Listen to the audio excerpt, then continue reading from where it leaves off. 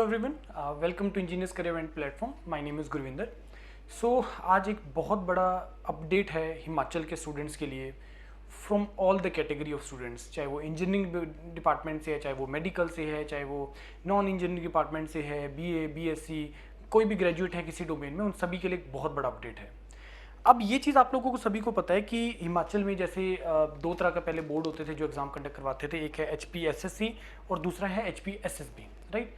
अब आपको ये भी पता है कि HPSSB जो है वो इसको इन्होंने बंद कर दिया था, इसके बाद रिक्रूटमेंट नहीं किया HPSSB न्यू गवर्नमेंट बनने के बाद।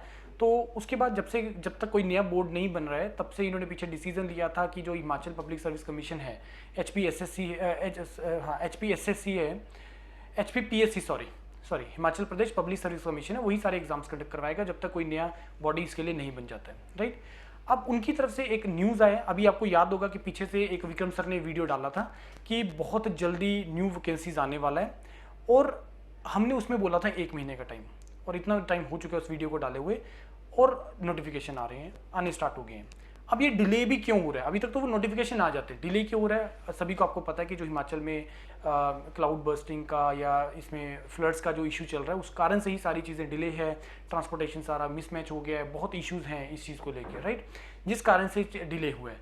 अदरवाइज अभी तक एज पर अवर प्रेडिक्शन, जो भी प्रेडिक्शन था उसके अकॉर्डिंगली चीज़ें हो जाती, राइट। अब मैं आपको बता रहा हूँ कि जो भी जो नया एक नोटिफिकेशन, एक नया जो एक प्रेस रिलीज आया है जिसमें इन्होंने क्या इन्फॉर्मेशन आप लोगों को दिया है। एक हमें एक कटिंग मिला है न्यूज़पेपर का, don't know what is the which newspaper is this. खत्म हुआ इंतजार, नौकरी के लिए हो जाइए तैयार, राइट। लोक सेवा आयोग ने 6 पोस्टों के लिए, 6 पोस्ट कोड के लिए इन्होंने कुछ इन्फॉर्मेशन रिलीज की है। वो 6 पोस्ट कौन कौन से हैं? इस 6 पोस्ट कोड के लिए टोटल इनकी 364 वैकेंसीज इसके अंदर आनी है, जिसमें से एक कोड है 1072 जो जूनियर ऑफिसर असिस्टेंट के लिए, accounts department civil supply 1073 operation theatre assistant स्वास्थ्य विभाग, post code 1036 junior auditor state विभाग, post code 1078। Now point is for the engineers, specially for the electrical engineer. 1078 is for the JE electrical, electricity department Dharamshala. 1025 post code Ayurveda pharmacist Ayurveda विभाग और home guard company के commander की भर्ती, ये सारा का सारा। इसके बाद इन्होंने बोला कि जो पिछला एक रिक्रूटमेंट आया था जो HPSSC की तरफ से था, which was for the HRTC conductor 360 पोस्टें के लिए था, जिसका वो प्रोसीजर इन्होंने फॉलो कर दिया है और वो कर रहे हैं। यही चीज़ इन्होंने इन्फॉर्मेशन यहाँ पे भी दी है कि वेटरनिटी फार्मासिस्ट की परीक्षा के लिए पोस्ट कोड 958, इसके लिए भी इस टाइम पे विज्ञापन आया था, फिर रिटर्न हुआ है, और उसके बाद अब डॉक्यूमेंट वेरिफिकेशन के लिए भी इन्होंने 28 अगस्त का टाइम रखा है जिसमें डॉक्यूमेंट वेरिफिकेशन किया जा रहा है। नटशल में आपको मैं बताता हूँ इसका मतलब क्या है सारी चीज़ों का। मतलब ये है नटशल में कि आप लोगों के लिए अच्छी खबर है कि अब वैकेंसीज, अब रिक्रूटमेंट के लिए नोटिफिकेशंस आपको आना स्टार्ट हो जाएंगे। Now what you have to do, you have to just start preparation. मैं हमेशा से आप लोगों को बोलता रहा हूँ शुरू में कि अगर नोटिफिकेशन आ गया, क्या मैं प्रिपेयर हूँ उसके लिए। ये रिलीज हुआ है, प्रेस रिलीज है, मान लो हफ्ते 10 दिन के बाद नोटिफिकेशन आ गया कि जिसमें उन्होंने मेंशन कर दिया कि 3 महीने के बाद एग्जाम है। Now my question is, are you prepared? ये बहुत बड़ा क्वेश्चन है। मैं हर बच्चे से पूछ रहा हूँ, पंजाब के बच्चे से, हिमाचल के बच्चे से, चंडीगढ़ के बच्चे से, पूरे इंडिया से मैं एक ये क्वेश्चन पूछ रहा हूँ कि अगर सपोज नोटिफिकेशन आ जाता है तो क्या मैं प्रिपेयर हूँ उसके लिए। ऐसा हमें कभी नहीं करना है कि जब नोटिफिकेशन आएगा तब मेरे को प्रिपरेशन स्टार्ट करना है। मेरे को तो अपने आप को प्रिपरेशन पहले से ही रखना है। ये चीज़ मैं बार बार बोल रहा हूँ, हर किसी को बोल रहा हूँ। और अगर मेरे को बहुत कॉल्स भी आती है इस चीज़ के लिए, मेरी बात सुन के कि हाँ सर आपने जो बोला सही है, मैं नोटिफिकेशन आ गया, मेरे को तैयारी नहीं है, मेरे को तैयारी स्टार्ट करना है, मैं कैसे करूँ। पूरे इंडिया का बच्चा प्रिपरेशन कर रहा है यूरोपीडिया पे, ऑनलाइन प्लेटफॉर्म पे। और इंजीनियर्स करियर पॉइंट जो हमारा चंडीगढ़ में सेंटर है, इसमें यहाँ पे ऑफलाइन के लिए बच्चे प्रिपेयर करते हैं। हिमाचल के, पंजाब के, चंडीगढ़ के, हरियाणा के, जम्मू कश्मीर का बहुत बच्चा यहाँ पे आके प्रिपरेशन करता है for your state exam, JE AE exams के लिए। उसके बाद आपका RRB जेई के लिए, ये सारे एग्जाम्स के लिए प्रिपरेशन करते हैं, SSC जेई के लिए प्रिपरेशन करते हैं। आप भी अपना प्रिपरेशन करना स्टार्ट करो।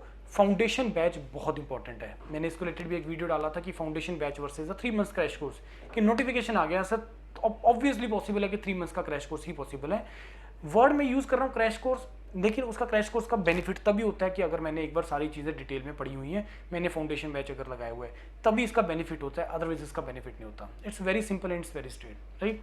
फाउंडेशन बैच लगाओ, अगर आप लोगों ने एक बार प्रिपरेशन किया हुआ है, देन ओनली दिस जो आपको क्रैश कोर्स होता है उसका बेनिफिट होता है, राइट। अच्छे से पढ़ लो, तसल्ली से पढ़ लो, पहले थ्योरेटिकल पूरा अच्छे तरीके से पढ़ो, फिर न्यूमेरिकल तो अच्छी तरीके से लगा लो। 10,000, 15,000, 20,000, 25,000 जितने ज़्यादा हो सके न्यूमेरिकल लगाओ।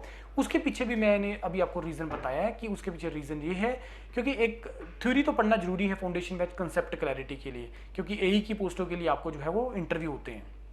अदरवाइज रिटर्न में भी क्या होता है कि जितने ज़्यादा आप न्यूमेरिकल्स लगाएंगे उतना ज़्यादा आपको बेनिफिट इसलिए होता है क्योंकि बहुत परसेंटेज ऑफ प्रोबेबिलिटी होती है कि क्वेश्चंस के रिपीट होने का।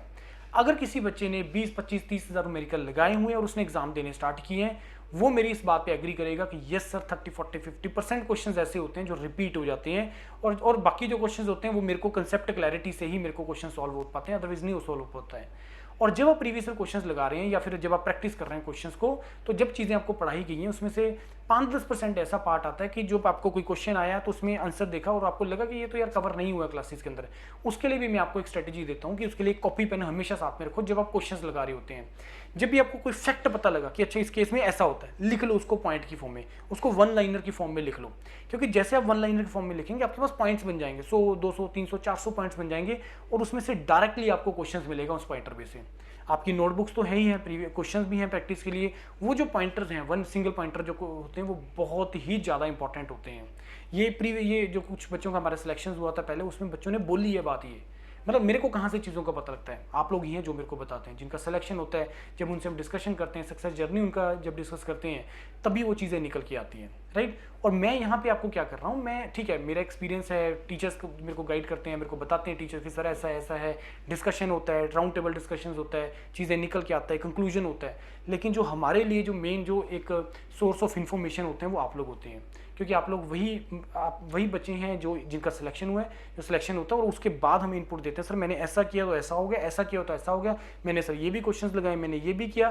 क्योंकि कभी कभी होता है कि ड्यूरिंग द प्रिपरेशन शायद आप लोग चीज़ें नहीं डिस्कस करते हैं, लेकिन जिस दिन आप लोगों के पास वो सक्सेस आ जाता है, आपको सिलेक्शन हो जाता है, चीज़ें डिस्कस करना कंपेरेटिवली ईजी होता है, बिकॉज यू फील रिलैक्स्ड, फिर आप खुल के चीज़ें बताते हो, राइट।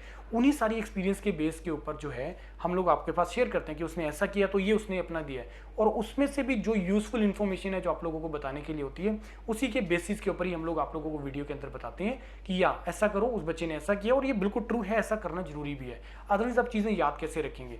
सिंगल पॉइंटर जो है वो बहुत ज़्यादा इंपॉर्टेंट है आपको प्रिपरेशन के लिए, राइट। तैयारी स्टार्ट कर दो बच्चों, मैकेनिकल, इलेक्ट्रिकल, सिविल ब्रांच, तीनों कोर ब्रांचेस की प्रिपरेशन के लिए स्टार्ट कर दो अपनी प्रिपरेशन, चाहे वो डिप्लोमा होल्डर हैं, चाहे वो बीटेक होल्डर हैं, वो जेई पोस्ट हैं, चाहे एई पोस्ट हैं, आरआरबी का जेई का रिक्रूटमेंट आने वाला है, उसका नोटिफिकेशन आने वाला है, उसके लिए आपको तैयारी करनी है। एक बार हमें 6-8 महीने लगाने हैं अच्छे तरीके से, then only you are prepare to crack the exam. Next year election है और बहुत रिक्रूटमेंट आनी है, इसका बेनिफिट उठा लो, स्पेशली जो स्टूडेंट इस साल पास हुए हैं, इससे पहले वाले पास होने वाले स्टूडेंट्स हैं, बेनिफिट उठा लो बच्चों। मैं बार बार एक चीज़ आप लोगों को बोल रहा हूँ, इसका बेनिफिट उठाओ, प्रिपरेशन स्टार्ट कर दो। कोई भी डाउट है, कोई भी डिस्कशन है, कुछ भी करना है, डिस्कशन करना है, स्ट्रेटेजी बनानी है, डिस्कस करो, मेरे से डिस्कस करो, विक्रम सर से डिस्कस करो, रवि सर से डिस्कस करो, पूरी टीम है आप लोगों के पास, यूरोपीडिया का, इंजीनियर्स करियर पॉइंट का, ऑफ चंडीगढ़ के अंदर हम लोग बैठे हैं और आप इस चीज़ का फायदा उठाओ, right everyone. So all the best to all of you and thank you everyone, and I would hope कि आप लोग मेरे से डिस्कशन करेंगे, बात करेंगे और अपनी क्लैरिटी लेंगे इस चीज़ को लेकर, राइट। Thank you.